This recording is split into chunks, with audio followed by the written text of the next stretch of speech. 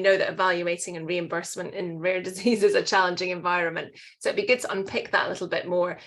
Nicola, are the current systems working from your perspective? Big question, I know. big question. I mean, I think Sheila's right in the sense, I think I'm correct in saying NICE have looked at 12 different gene and cell therapies so far, and 11 have got through.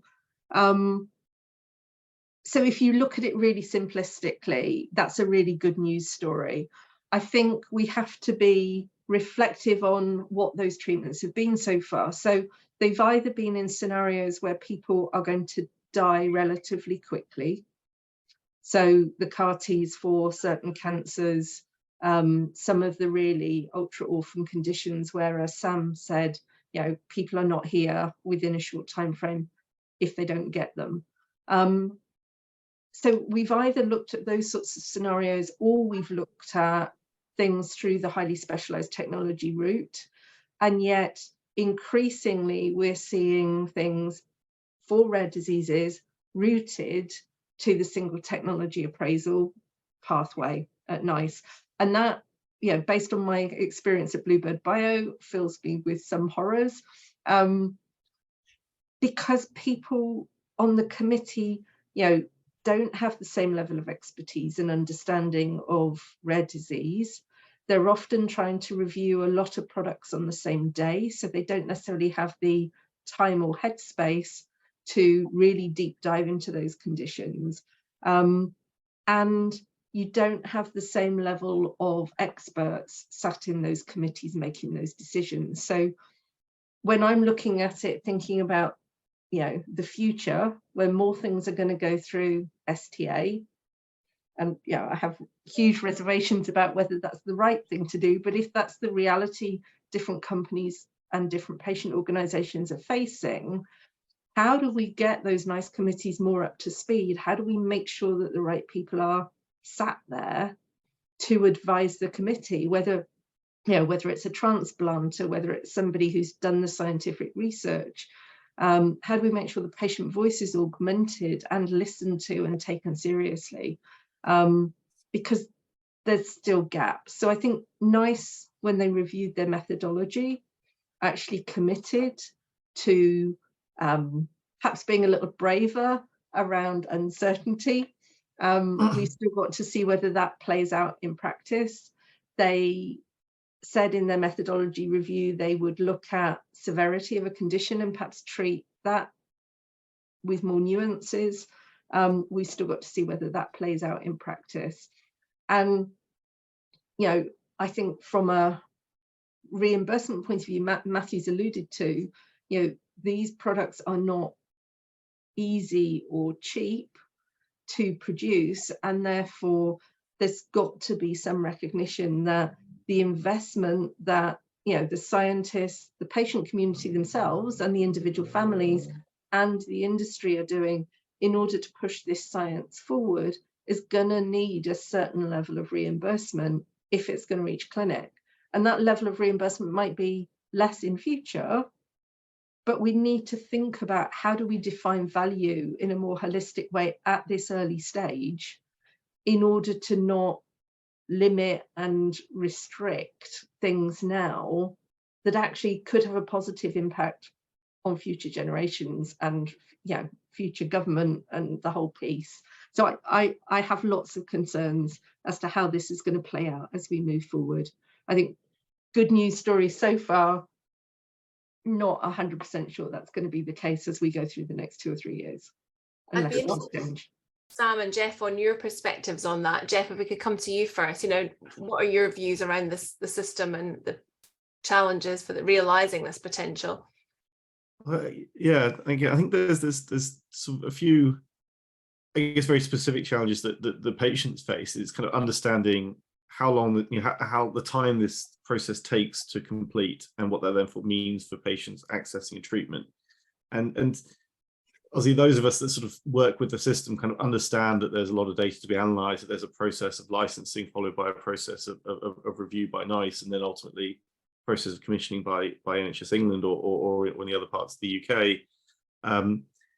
but from the point of view of kind of our members, they will see a news story on BBC News, which is reporting on a publication in the New England Journal of Medicine, and the headline is, gene therapy for X condition works. That's what the headline says, and that's what people are reading. And then the idea that from that point it's then going to take another year or so to licensing, and then 12 months, 18 months for from that point through to commissioning, if it gets approved first time, is actually, I think, quite difficult for patients to understand, because from their point of view, they already saw that it was successful, 2-3 years earlier, and that time. So we, I think in our area, this is a little bit less difficult, because many people with bleeding disorders do have good treatment options at the moment, and therefore kind of explain that, it takes time to review it, makes sense. But in other areas, that's very difficult for patients to understand why it takes so long for that to go through.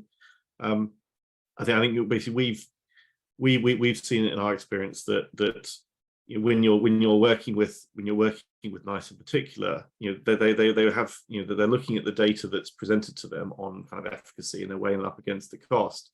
But we're often talking about kind of, what does this actually mean for patients? What does this mean in terms of their ability to take part in work, take part in social activities that are otherwise more difficult? What's this impact on, if it's massively reducing the burden of treatment, how is that quantified? And I think that is the real challenge, that some of the things that are kind of most important to patients, kind of what the treatment allows them to do, and also kind of the kind of reductions in kind of the worry, reductions in anxiety, are harder to quantify, and then harder for it to be taken into account by the systems that are assessing them at the moment. Yeah. So Sam, anything you'd like to add to that? Yeah, I mean, I've personally led a patient organisation through a NICE appraisal. It can feel hostile to the community. It can feel very hostile towards patients and parents. And I think it's because it is an evaluation. And it can be very time intensive, particularly on small patient organisations, which, if we're thinking about rare disease genetic therapies, you'd be beginning to look at maybe smaller cohorts, which will then naturally have smaller patient organisations. And I think we have to be really careful around the concept of value, because one of the feedback that I got time and time again, actually, from the community when I was at that particular organisation, and in others, now I'm at Gene People, was that value suggests a lack of value of a person's life, because it's cost, value, benefit. We talked about various things that have changed, and I would really value, if I'm wrong, but I don't think anything has gone through the Innovative Medicines Fund. I keep looking for news of that, but I don't think anything's gone through that. I'd really be interested into finding out how that might change things going forward. And I think as well, yes, totally take on board Sheila's, 11 out of the 12 or whatever the figure is have gone through, which is great. I really want to also have some opportunity to look at those that were withdrawn, perhaps, before it got to the end of the process, because I think that's a concern, that companies go, oh well. So that's a concern for us. And I think also, for me, that one and doneness, if that's a word, the one and done nature of a potential gene therapy almost necessitates a different payment model, a different reimbursement model. And I know there's talk about all kinds of systems around maybe outcome-based payments and things like that. And I think that would be worth exploring.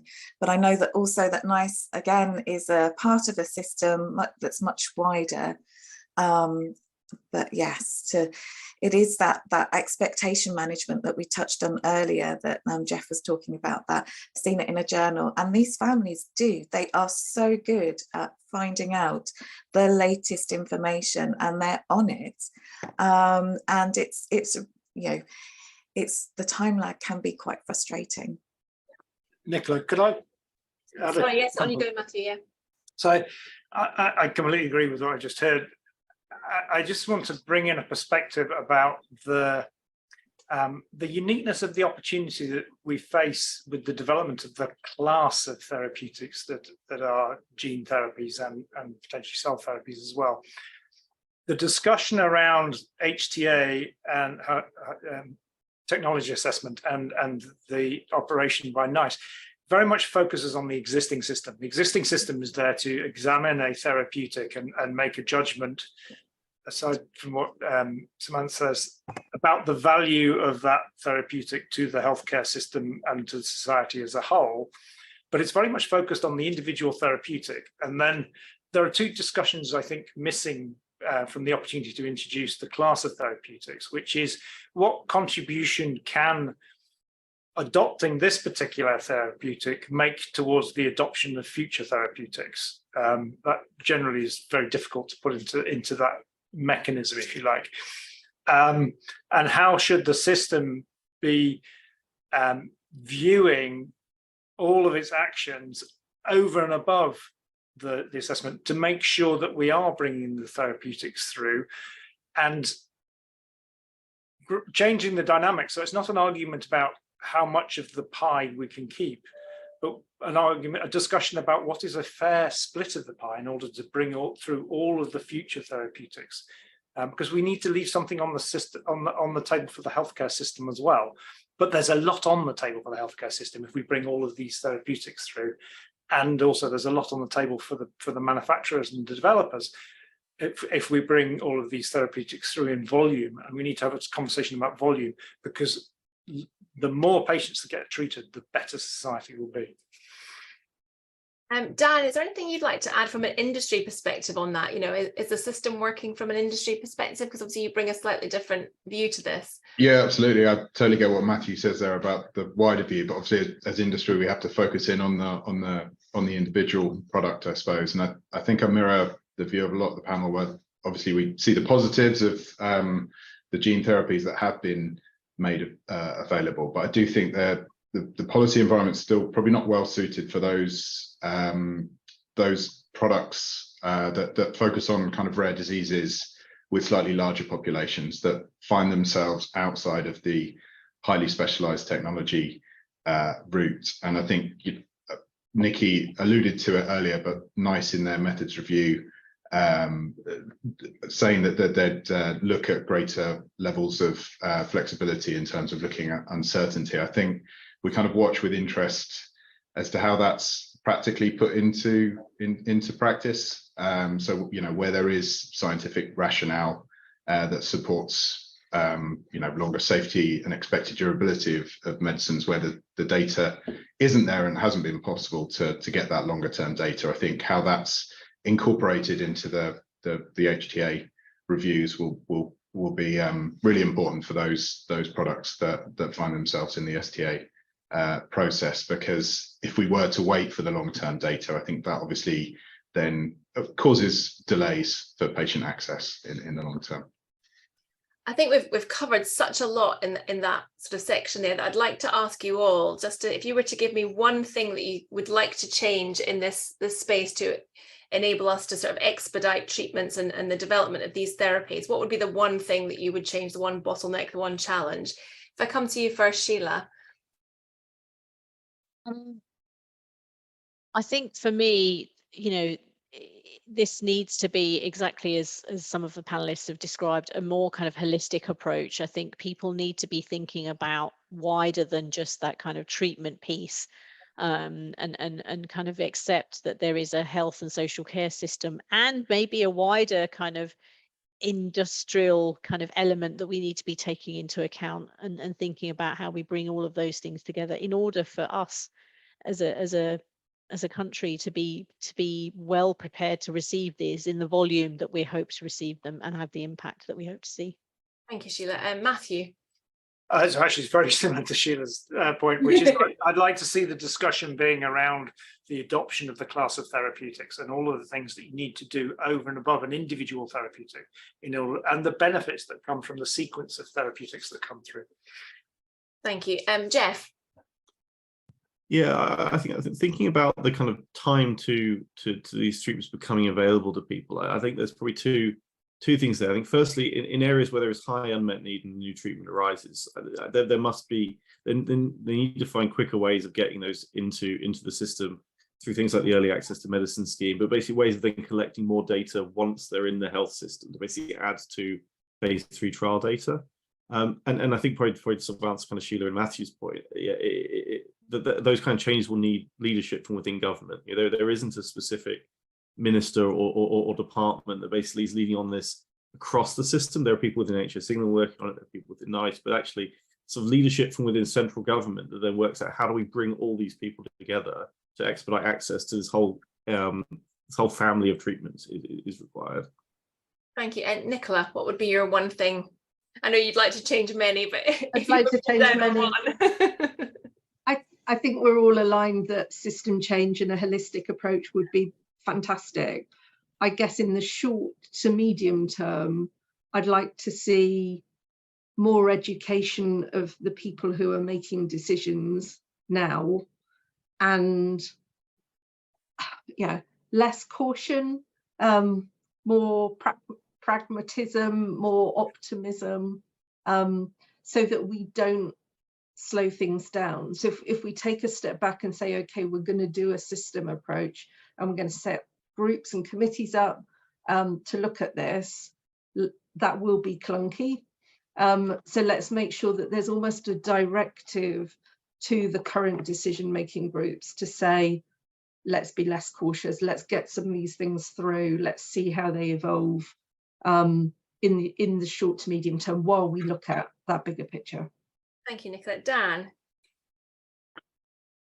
Well, agree with everything that's just been said. I think I probably answer from my kind of role perspective within market access. It's more kind of HTA focus, and back to my previous answer, I think in terms of kind of equity of review between the various populations, I guess, depending on rarity and that kind of grey zone of those technologies that don't quite make it into HST. I think that it's bringing down some of the level of comfort, if you like, with uncertainty that you get in the HST process. Thank you, Dan. And Sam, we end on you with that section. Yeah, so I'm aligning with others in that I would be really advocating for a whole systems approach, but also investment in the whole system. So that covers NICE, NHS, patient organisations were often forgotten, and it's a very challenging fundraising environment out there. Also investment in industry, investment in clinical trials, and the social care aspect of our world as well, because I think, sorry, that was my coffee delivery. Thank you. Because it is a whole system, and I think we need to make sure that all parts of the system are being aligned and invested in for this to work really, really well. Fantastic. Thank you so much. I mean, that's been so insightful.